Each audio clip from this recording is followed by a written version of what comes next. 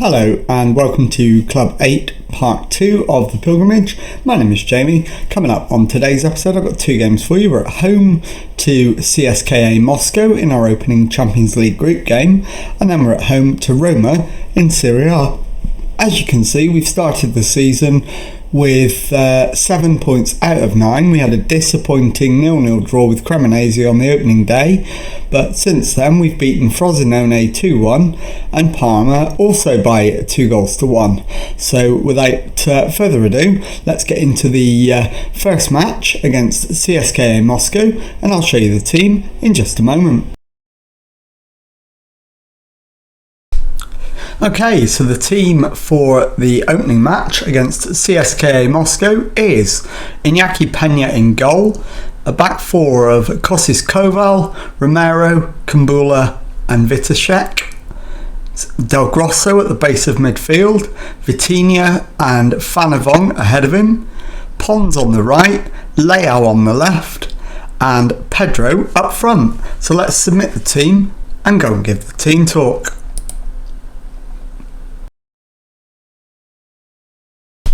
Okay, well the assistant manager is recommending we're favourites for a reason. Go out there and make sure they're left in no doubt as to why. I'm going to slightly disagree with him and go with we are the favourites here. Go on out there and give the fans a performance to cheer for. And let's go into the tunnel, complete our tunnel interview. What sort of match are you expecting between two teams with starkly different tactical styles? Hoping we have the edge with our approach. Will Pedro be able to play the full 90 minutes? I think so. Have his recent injury affected Owen Veindel to the point he's not involved today? In other circumstances we might have risked him. Okay, let's get straight into the match and we'll kick things off. As always, we'll leave it 10 minutes before we make any sort of interventions at all. And we're almost through that already. It seems to have gone by in a blur. We have had a shot on target but not highlight worthy. So I think an encourage probably is the right call at this stage. And that's gone down well with the lads. Their faces have largely turned one hue of green or another. Although it is CSKA with the ball at the moment, although Kosis Koval wins it back. Vitinha into Fanavong, finds Leao. It's played left to Vitashek who crosses, and Pedro is there to apply the finish on 16 minutes. It is Milan 1, CSKA 0.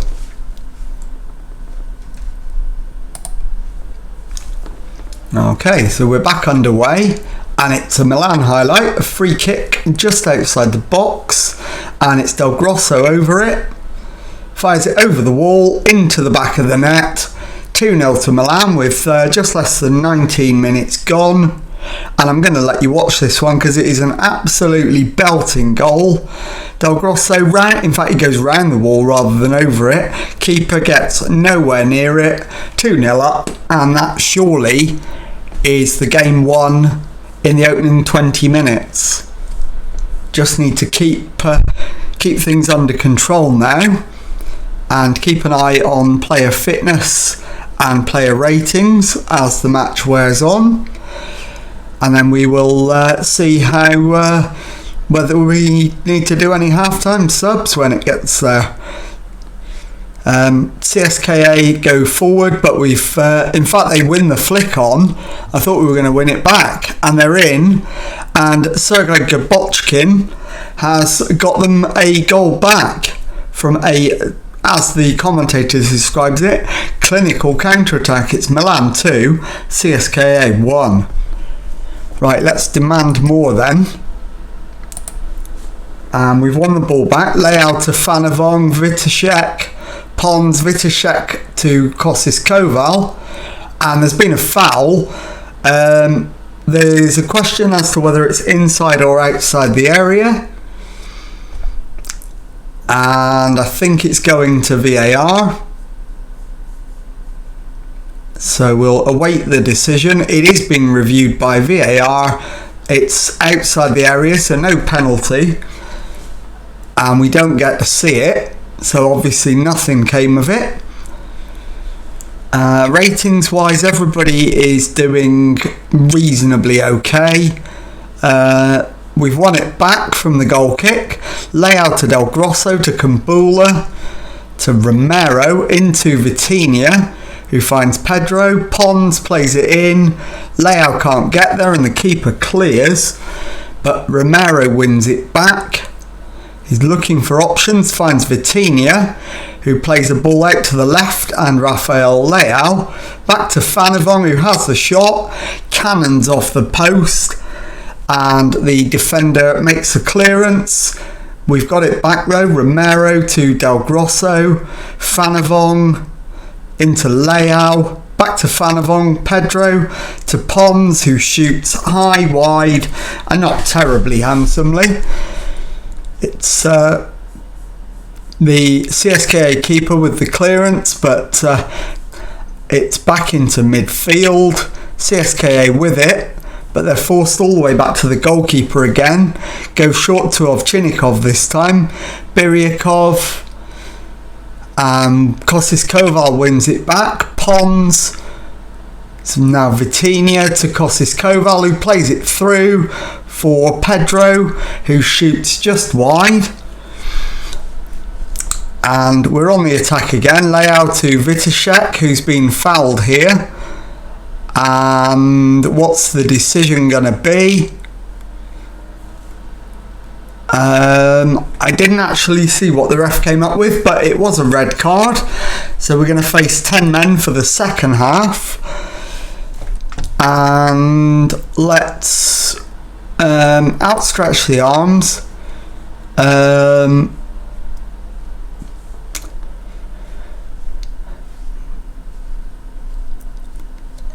No, in fact, we'll pump the fists, keep going there, down a man, and we can get a result. And let's have a look at the substitutions that we might decide to make. On performance, nothing, but Vitashek is tiring rapidly.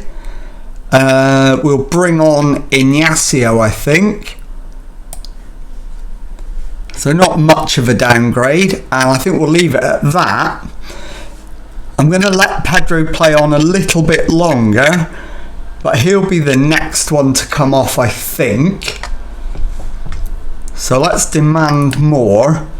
Pedro I'm going to give until the hour mark, unless anything dramatic happens. Ignacio wins it back, finds Kostis Koval, Del Grosso to Pons. Kostis Koval forward for Pedro, doesn't get there. Polkovnikov, the Cska keeper, wins it, launches it long, but Kumbula is able to pick it up, finds Kostis Koval into Pons. Vitinha with the long ball forward, Rafael Leao, and he slots it wide. Right, I am now going to take Pedro off and give Franceschini his first taste of action of the season after injury. Ignacio on the left, forward for Leao, infield to Fanavong, crosses to Pons, has the shot, picks up the rebound off the keeper, finds Kostis Koval. Can he get the cross in? No, but he finds Vitinha, who gives it him back. Kostis Koval does get it in at the second time of asking, but Polkovnikov gets the cross out of the sky, and the highlight comes to an end. And the next substitution could be a number of players, to be honest. Del Grosso's cross headed away. Romero should collect and does. Finds Ignacio. Plays it into Fanavong. Back to Ignacio. Finds Del Grosso to Vitinha. Kostis Koval chips it into Pons. Downward header for Franceschini to get his, in fact, second goal of the season. I thought it was his first, but it's not. It's his second. 3-1. Surely, with them down to 10 men, that is job done. and hopefully we can just see the match out now with relatively little in the way of drama. Costas Koval wins it back. Romero plays it to Pons, back to Del Grosso, Vitinha into Leao, plays it to the right, too far ahead of Pons, but he does win it back, and Leonardo Franceschini has his second of the match, third of the season, and it's 4-1 to Milan. The game now is 100% definitely won, so I'm going to take a little sip of drink. And just back in time for the next highlight. Pons wins it back. Franceschini now on a hat-trick, but he's running down the wing, crosses it, headed away, Fanavong's header, straight at Polkovnikov. 20 minutes to go with a 3-goal lead. Surely it's just a matter of seeing this one out. Romero wins it, but gives it away. Mukin to Bryakov. Ovchinnikov has given it away to Franceschini, who is in on goal and clinically dispatches it to complete his hat-trick. And that is 5-1. So if there was any doubt before, it's over now. Rafael Leao needs to come off. And we'll bring on Brahim Diaz, I think.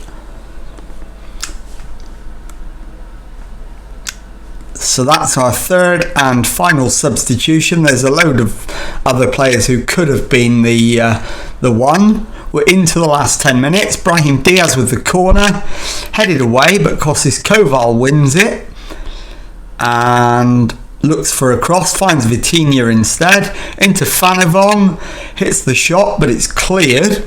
As far as Kumbula, who picks up the loose ball, finds Costas Koval into Vitinha, Pons back to Costas Koval, Del Grosso into Vitinha, Fanavong runs into the penalty area. He's been fouled.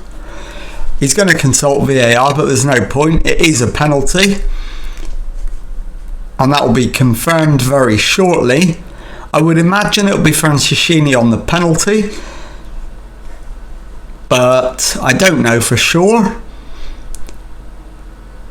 And it's not, it's Brahim Diaz, and Polkovnikov goes the right way and makes the save, so we don't get the 6th goal.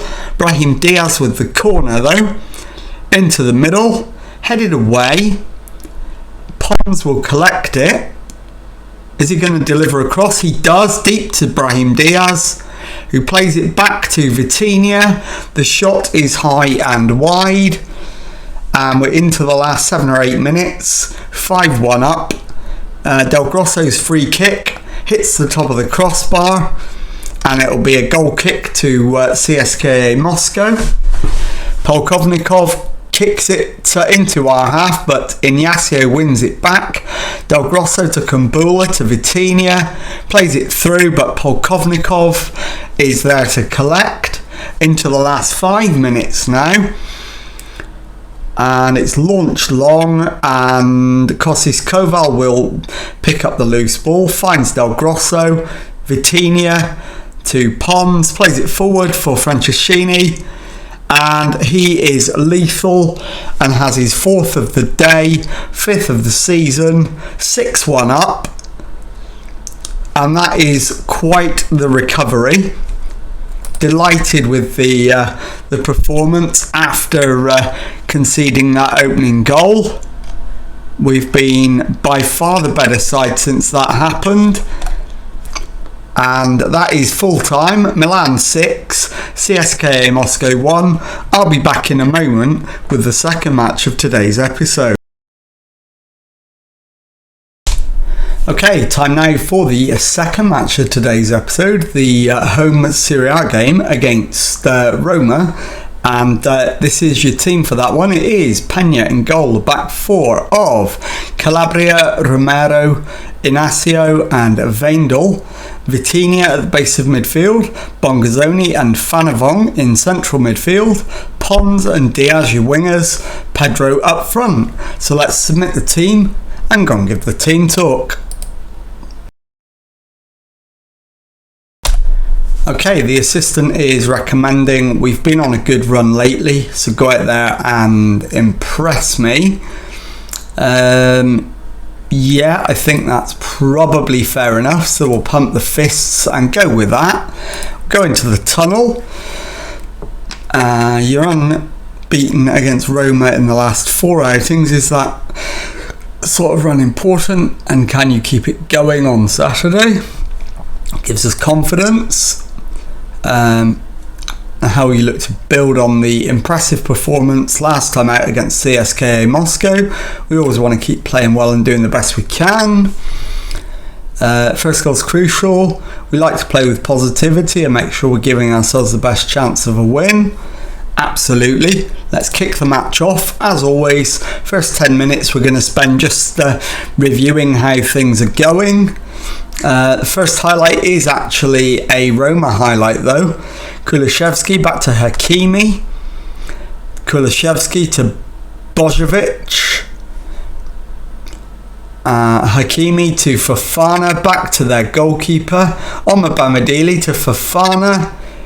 And he's put under pressure, gives it away to Romero. Vitinha plays it through, but too much on it, all the way through to Fernandez, the Roma keeper. He's given it straight to Weindl, who finds Fanavong. Weindl to Brahim Diaz. Weindl back to Inacio. Weindl to Brahim Diaz, plays it through for Pedro, gets it under control, but he's missed the chance. Massive opportunity after just 2 minutes to put us into the lead. And that highlight comes to an end, so we'll demand more. And that's turned most of the faces one shade of green or another. The only exception to that is Brahim Diaz. And we are currently 5th in the league, but a goal would take us joint top. Whether it would take us to the actual top of the table, I'm not sure, but we would certainly be level on points with the leaders. Pons has given it away though to Theo, who finds Cska. Theo again down the left, plays it back to Kessie. De Oliveira with the shot, Peña with the save, and it'll be a Roma corner. In swinger as well from Kulusevski, and it's headed away, I think Romero it was, and the highlight comes to an end. Roma have had the better of this. We need to demand more again, and Pons is going to be the one to make way, I think. Unless anything changes between now and half time. He's found Bongazzoni. Pons plays it in to Pedro, and Pedro scores at the second time of asking. It is Milan 1, Roma 0. 32 minutes gone. I'm not going to bother with the replay. We'll just go straight back on with the action. And what does that do to the league table? In fact, Inter have gone to a perfect 12 points out of 12. We tuck in behind them though.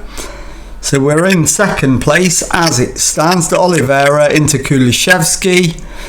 Cska plays it back, and Kobayashi picks up the deflected ball and makes it 1-1, so we drop back down again, down to third by the looks of it,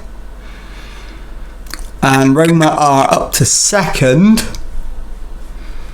so it's not disastrous if we draw this, but we could do with the win. Go out there and give the fans their money's worth. In terms of substitutions, Yeah, we need to take off Ignacio. He's not played well. We'll bring on Kumbula. So that's the only change I'm going to make at half time.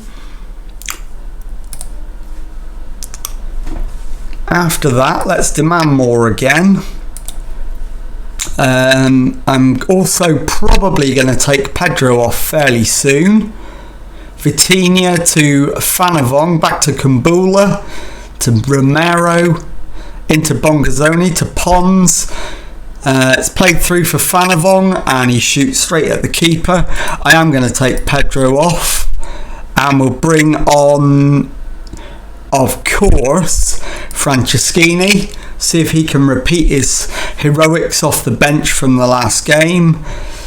And the last substitution is going to be Pons, probably on about 60-65 minutes, as their header from Roma goes just wide. Will we wait till 65? I think we probably will. Right, Vitinha is also tired, but not as badly as Pons, and Pons is also on a yellow card. So we'll get Pons off and we'll bring on Leao to replace him. And 15 minutes left. Let's demand more, try and get the winner if we can. I'm not going to go attacking. Roma actually deserve at least the draw that they've got, so I can't complain with a draw. Kulishevsky's ball in, and that's going to be a penalty, I think. So we need some heroics from the goalkeeper to keep us on track for a point. I've never seen these not given, and that trend continues. So it is a penalty to Roma, and it's Bojovic with it. And Iñaki Peña does make the save. We clear it. Franceschini's under it. Omar Bamadili heads it out for a throw-in. And the highlight comes to an end. I'm going to go attacking. We're going to chase this.